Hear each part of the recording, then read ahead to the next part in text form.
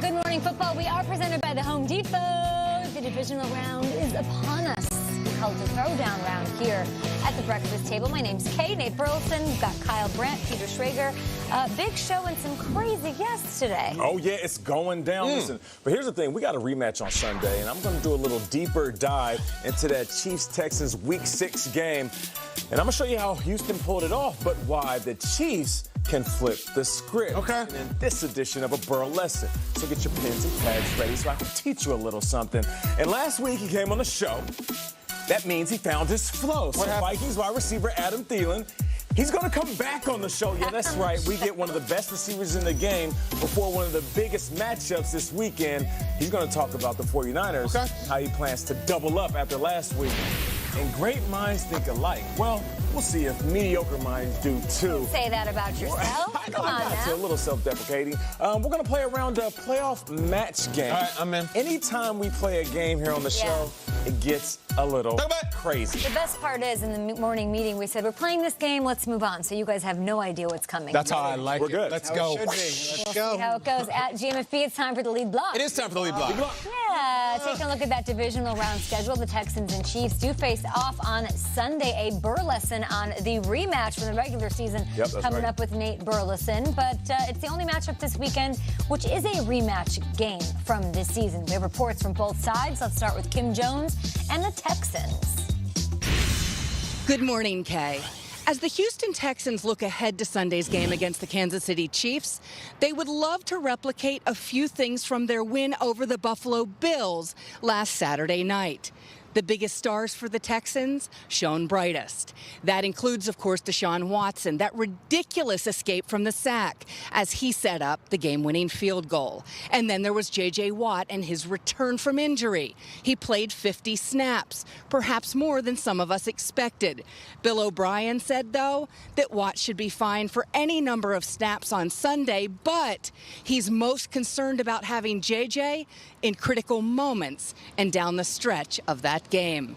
O'Brien, of course, hoping his difference makers continue to make the difference. Now let's send it to James with the Chiefs.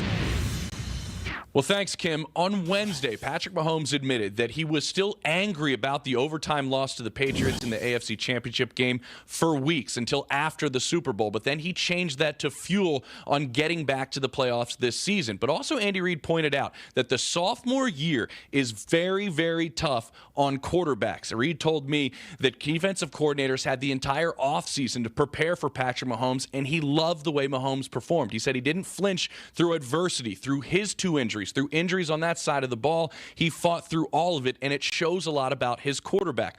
Also with those injuries, I'm told that during this bye week, Mahomes felt very, very healthy, perhaps the healthiest he's felt all season. Also speaking with offensive linemen, they believe he is operating this offense faster than he did last year. He is recognizing things, Kay, quicker than he did last year. They're expecting a better quarterback than the one that won the MVP last year.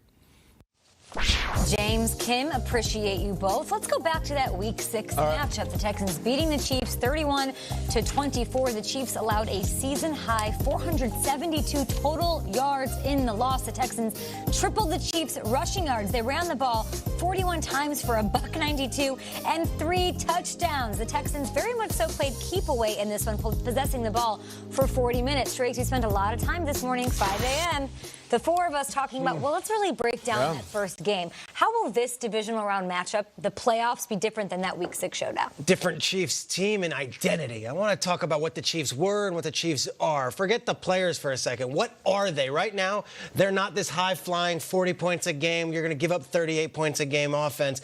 They are a team that is actually being led by a defense, and they've been one of the best defenses in the league. Okay, you look at the numbers. Since Week 11, this Chiefs defense has been locking teams down, and they haven't been playing teams with poor offenses.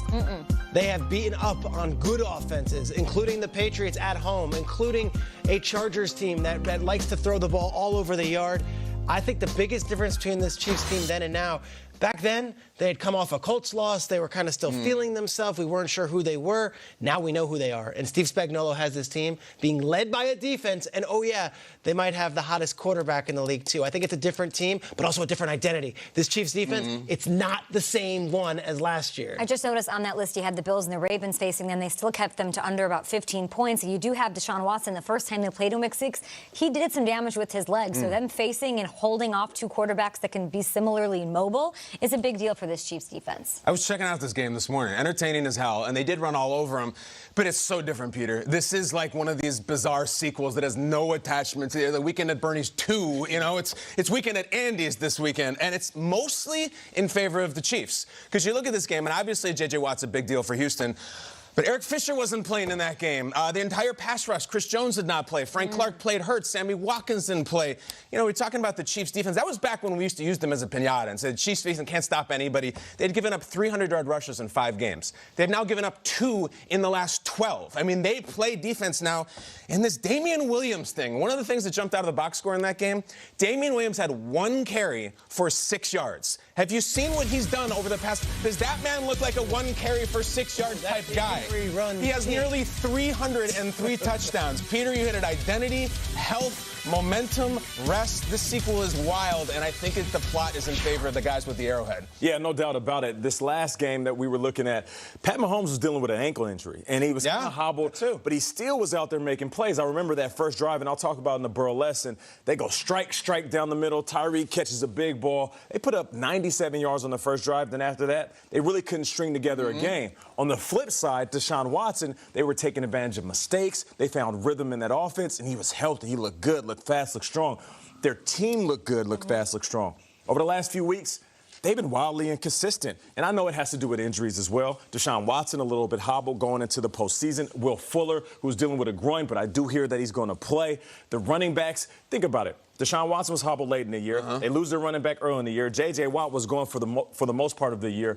But now they are in the playoffs, and all is erased. I feel like what's going to be different about this game is that Deshaun Watson, now that they exercised that demon that they came back from 16 down, which under Bill O'Brien, I believe they were 0-22 when they're down that much in the second half. Now they don't care. If they get a strong lead, they'll try to maintain that lead. If they're down, they're not going to panic. Yeah, but just it's a different story on the road in an Arrowhead when you're down. You better not fall down too much to this offense. This ain't the Buffalo Bills. The Kansas City Chiefs will throw the ball all over the yard, and Mahomes will hit Kelsey, Hill, Watkins, Robinson. You want me to keep going? Hardman, Williams. They could hit a million guys. That's fine. The Bills didn't have that. Straight, you can name you can't fall down 16 to this team. The number 2 defense. The Houston Texans do now. Straight, you can name the whole roster if you want. What we saw in the earlier matchup, Deshaun Watson was down all game, and in the final moments, he said, I'm going to put the team on my back, and I'll win it. I dare you to count out Deshaun Watson when the game matters the most. I don't care if he's down 21. I will never give him that's sustainable? Last week's win was thrilling. It was really exciting. The highlights were great.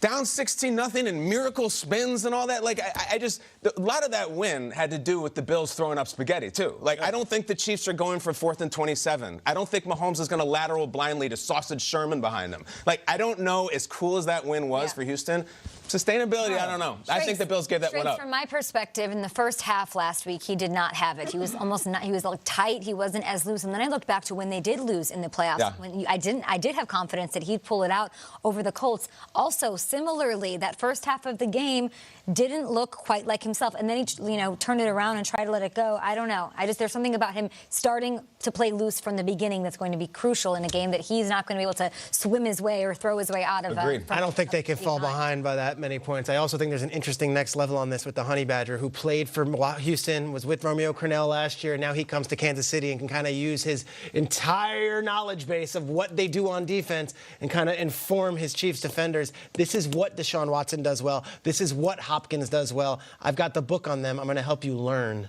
Kyle, you said sustainable. This isn't week 1. They win 2 more games in the Super Bowl. All he has to do is play like this. They can't fall behind 16 points against the Kansas City Mahomes' Chiefs. point this week, though, is no lead is safe against Deshaun Watson. I've seen him his whole life. He's like, when we get up 10-13, nothing doesn't mean anything. Look at this right here. Things fell together nicely last week. You don't think it's sustainable when this guy has the most game-winning drives in the fourth quarter and overtime the last 2 seasons? His 6th game-winning drive of the season. I say you don't start fast, you get buried. Okay, Deshaun. Avalanche. Deshaun will beg to differ. I sit down with Deshaun. How about you tell Deshaun to not fall down 21 points then, and let's not have to do that. And if we could just play a straight-up game, we'll be all right. Some guys got the juice. It doesn't matter how much they're down. I talked to him 2 weeks ago. What's and I he said, got? where does this come from? He said, my college coach in the neighborhood, playing football in the streets. I've always learned you play until the lights go off. Just saying. I don't think our confidence level is any lower than yours that he can get it done. I would just like to prevent a heart attack from happening in the Arrowhead, where I'll be this weekend. Like, let's make it competitive from the very beginning. Yeah, no fatalities, please. We don't need the theatrics. Two superstar tight ends will take the field this weekend. Who would you rather have on your squad, Kelsey or George Kittle? I lost sleep thinking about